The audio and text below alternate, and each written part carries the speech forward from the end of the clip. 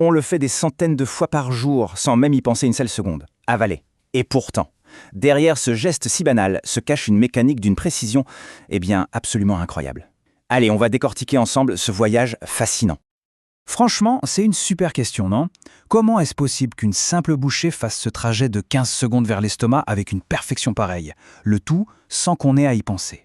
C'est un véritable ballet, une chorégraphie interne qui se joue en pilote automatique. C'est un petit miracle du quotidien et on va voir ensemble comment il fonctionne. Ok, alors par où commencer? Pour bien comprendre ce voyage, il faut d'abord rencontrer les acteurs principaux. Il y en a deux. D'un côté, les muscles, ce sont eux les travailleurs de force. Et de l'autre, le rythme électrique, le chef d'orchestre qui donne la cadence à tout le monde.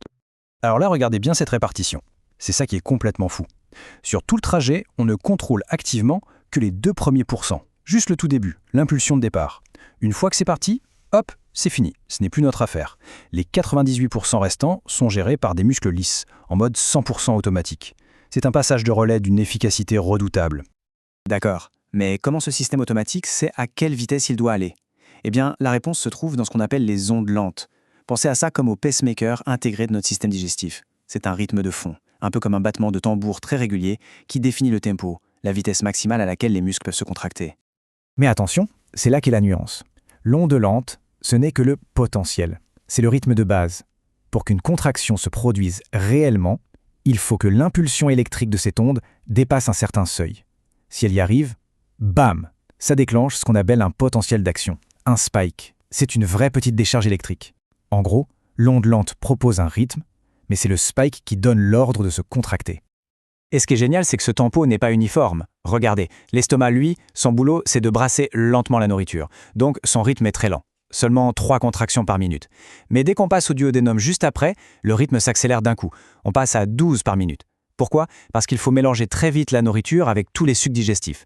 Chaque partie du trajet a vraiment sa propre signature rythmique, parfaitement adaptée à ce qu'elle voit faire. Ok, maintenant qu'on a fait connaissance avec les muscles et leur chef d'orchestre, il est temps de suivre concrètement le voyage d'une bouchée. C'est une aventure qui se déroule en 3 grands actes, 3 phases bien distinctes. Voilà le plan de vol. Acte 1, la phase orale, c'est le moment où on a encore le contrôle. Acte 2, la phase pharyngée. Là, tout bascule en automatique en une fraction de seconde. Et enfin, acte 3, la phase œsophagienne, la longue descente tranquille. C'est une feuille de route simple, logique et on va le voir, d'une efficacité redoutable. Première étape donc, la phase orale. C'est la seule et unique partie qu'on contrôle consciemment. La langue fait son travail, elle malaxe la nourriture pour en faire une petite boule bien compacte, le bol alimentaire. Et ensuite, elle la pousse vers l'arrière. C'est cet instant précis qui est le point de non-retour. Dès que le bol touche le fond de la gorge, c'est comme si on appuyait sur un interrupteur. Le programme automatique prend le relais. Et là, on entre dans la phase la plus critique et la plus rapide. La phase pharyngée. On parle d'un enchaînement d'actions ultra précis qui dure moins de 2 secondes. C'est un balai mécanique parfaitement huilé. Et ici, il n'y a absolument aucune place pour l'erreur. Regardez cette mécanique de précision. C'est un véritable système de verrouillage de sécurité qui se met en place en un clin d'œil. Hop, le voile du palais se lève pour fermer l'accès au nez. Le larynx remonte et l'épiglotte, cette petite trappe, bascule pour couvrir l'entrée de la trachée. Les cordes vocales se serrent, on bloque même notre respiration pendant un court instant. Tout ça dans un seul but, s'assurer que la nourriture n'a qu'un seul chemin possible, l'œsophage. Voilà, le carrefour dangereux est passé. La nourriture est maintenant dans le bon couloir, l'œsophage. À partir de là, le voyage devient plus simple. C'est un peu comme une longue descente dans un toboggan musculaire. Une vague de contraction, le fameux péristaltisme, va se charger de pousser la nourriture vers le bas, méthodiquement jusqu'à l'estomac. Mais attendez, ce n'est pas tout. Le système est encore plus intelligent qu'il n'en a l'air. Il ne fait pas que pousser. Il a aussi prévu une équipe de nettoyage au cas où et des portails de sécurité pour s'assurer que tout va dans le bon sens et surtout que rien ne remonte. Et c'est là que ça devient fascinant. Il n'y a pas une, mais 2 types de vagues. La première, c'est le péristaltisme primaire. C'est l'événement principal déclenché par la déglutition.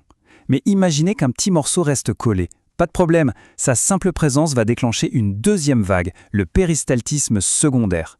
C'est l'équipe de nettoyage qui arrive pour finir le travail et s'assurer que le passage est libre. Maintenant, les portails de sécurité. Pour être sûr que la nourriture ne fasse jamais marche arrière, le trajet est équipé de verrous, des portes à sens unique, les sphincters. Imaginez des anneaux musculaires très puissants.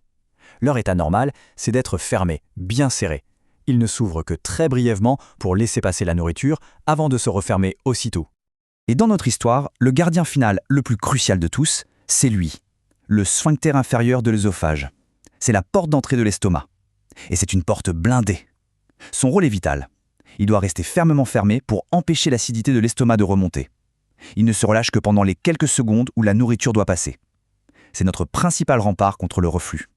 Bon, tout ce mécanisme est une petite merveille, on est d'accord. Mais comme toute mécanique de précision, parfois, il peut y avoir des ratés.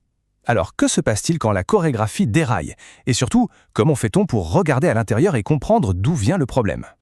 C'est là que l'on voit l'importance de chaque étape. Si la coordination des muscles n'est pas bonne, ça peut entraîner des difficultés pour avaler, ce qu'on appelle la dysphagie. Et si notre fameux gardien, le sphincter, est un peu paresseux, eh bien c'est la porte ouverte au reflux gastro-œsophagien. Comprendre la mécanique, c'est la clé pour comprendre la panne. Heureusement, la médecine moderne a des outils assez incroyables pour voir ce qui se passe. La manométrie œsophagienne, par exemple, utilise des capteurs de pression pour mesurer la force et la coordination des vagues. C'est un peu un audit de performance. Il y a aussi la pH-métrie sur 24 heures, un petit espion qui mesure en continu le niveau d'acidité pour traquer les reflux. On peut vraiment obtenir une carte détaillée du fonctionnement de tout ce système. Finalement, quand on y pense, ce simple geste d'avaler, c'est une véritable symphonie. Une symphonie de muscles, de nerfs, de signaux électriques, une merveille d'ingénierie biologique qui tourne en permanence sans qu'on ait besoin d'y consacrer la moindre pensée. Et ça laisse vraiment songeur. Combien d'autres processus tout aussi complexes et silencieux sont en train de se dérouler à l'intérieur de notre corps, là, maintenant, pendant qu'on parle,